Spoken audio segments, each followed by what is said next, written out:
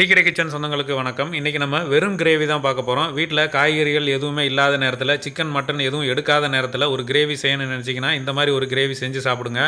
நம்ம வீட்டில் எப்பவும் இருக்கிற 1-2 பொருளை வச்சு இந்த கிரேவி செஞ்சு முடிச்சிடலாம். இதை எப்படி செய்யலாம் அப்படிங்கிறத வாங்க நம்ம பார்க்கலாம். அதுக்கு நம்ம ஒரு பாத்திரம் இந்த மாதிரி பெரிய கடாயை எடுத்து வச்சுட்டு இது அடுப்பத்தை வச்சு சட்டி சூடாகிட்டு இருக்கு. எண்ணெய் ஒரு 50 ml. நான் வந்து சன்ஃப்ளவர் ஆயில் தான் சேர்க்குறேன். நம்ம எப்பயுமே இந்த கிரேவி பண்ணதுக்கு எண்ணெய் கொஞ்சம் தூக்கலாக தான் நல்லாயிருக்கும். ஒரு 50 ml சேர்த்தாச்சு. எண்ணெய் சூடாயிடுச்சு. சூடானோடனே ஒரு அரை டீஸ்பூனு சோம்பு அந்த எண்ணெயிலே நல்லா பொரியட்டும். இப்போ நம்ம வந்து மசாலா சேர்க்க போகிறோம். கரம் மசாலா ஒரு அரை டீஸ்பூன். வந்து உதிரியாக மசாலா சேர்ப்போம்ல, அதுக்கு பதிலாக கரம் மசாலாவை ஒரு அரை டீஸ்பூன் சேர்த்துட்டோம். சோம்பு சேர்த்துட்டோம். அந்த எண்ணெயிலேயும் நல்லா லேசாக பொரிஞ்சு வரட்டும். அடுப்பு மீடியத்துலேயே இருக்கட்டும். இப்போ இந்த இடத்துல காஷ்மீர் சில்லி ஒரு டீஸ்பூன் சேர்க்குறோம். இந்த சூடான எண்ணெயிலே சேர்த்துருங்க அந்த மசாலா ஐட்டத்தை.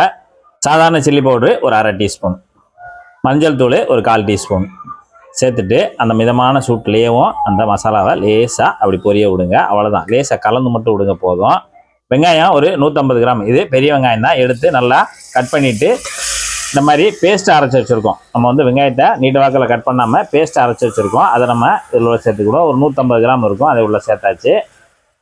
சேர்த்துட்டு நல்லா கலந்து விடுங்க. இப்போ நமக்கு அந்த மசாலாவிலேயே வெங்காயம் நல்லா ஒரு 2 நிமிஷம் மட்டும் நல்லா வதங்கி வரட்டும். இஞ்சி பூண்டு 2 சேர்ந்தது 2 டீஸ்பூனு நல்லா நைஸ் அரைச்சி வச்சுருக்கோம். அதையும் நம்ம உள்ளே சேர்த்துடலாம். சேர்த்துட்டு அது ஒரு நிமிஷம் மட்டும் அந்த மசாலாவோட கலந்து விடுங்க.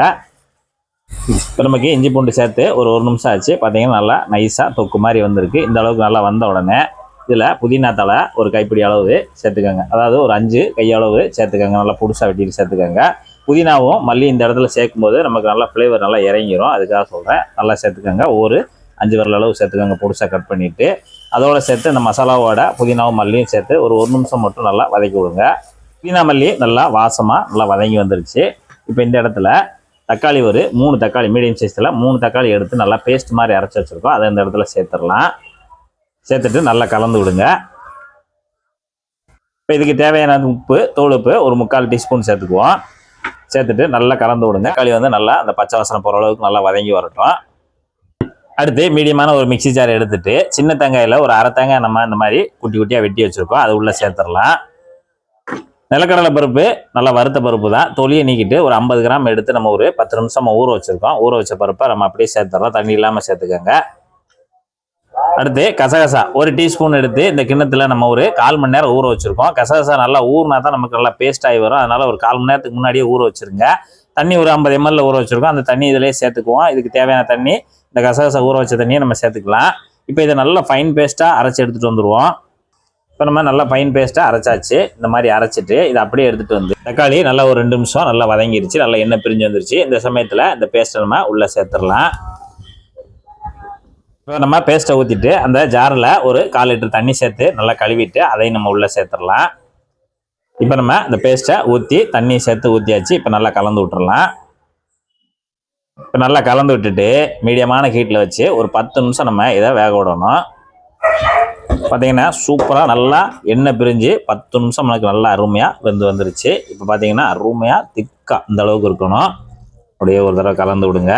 கலந்து விட்டுட்டு கடைசியாக தயிர் வந்து 100 ml எடுத்துருக்கோம். எடுத்துட்டு நல்லா கடைஞ்சி வச்சுருக்கோம். அதை நம்ம இந்த இடத்துல சேர்த்துடலாம். சேர்த்துட்டு நல்லா கலந்து விடுங்க. தயிர் ஊற்றி நல்லா கலந்து விடுங்க. 2 நிமிஷம் மட்டும் ஆகட்டும்.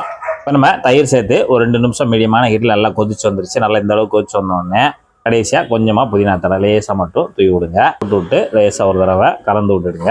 இப்போ நம்ம ஸ்டவ் ஆஃப் பண்ணிடலாம். கிரேவி அப்படி சப்பாத்தியை பிச்சு லேசாக அப்படி தொட்டு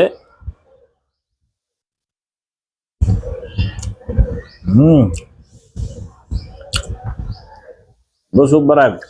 சிம்பிளாக ஒரு சைடிஷ் செய்யணும்னு நினச்சிங்கன்னா இந்த மெத்தடில் செய்யுங்க. சூப்பராக இருக்கும். இதே மெத்தடில் நீங்களும் செய்து சாப்பிட்டு பார்த்துட்டு எப்படி வந்ததுன்றதை மறக்காம கமெண்ட்ல சொல்லுங்கள். நன்றி, வணக்கம்.